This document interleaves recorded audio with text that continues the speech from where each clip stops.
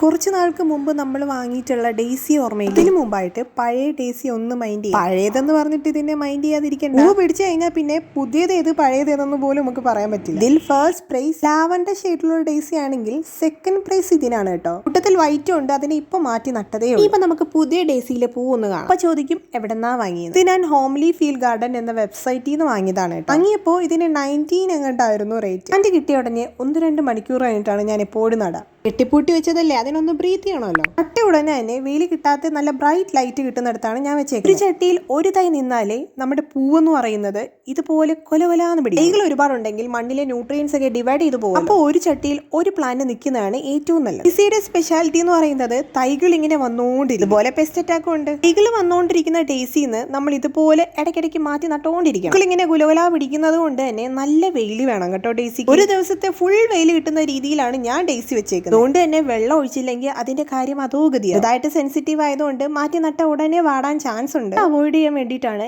ഇങ്ങനെ ഒരു സെറ്റപ്പ്. ഇടയ്ക്കൊക്കെ ഒന്ന് ഓപ്പൺ ആക്കി കൊടുക്കണം. അങ്ങനെ ഒരു 3 ദിവസം അതേപോലെ അങ്ങ് അടച്ചു വെക്കണം. ഒരുപാട് വെള്ളവും വേണം. ഇങ്ങനെ ഒരുപാട് തൈകൾ വരുമ്പോൾ മാറ്റി മാറ്റി കൊടുത്താൽ മതി.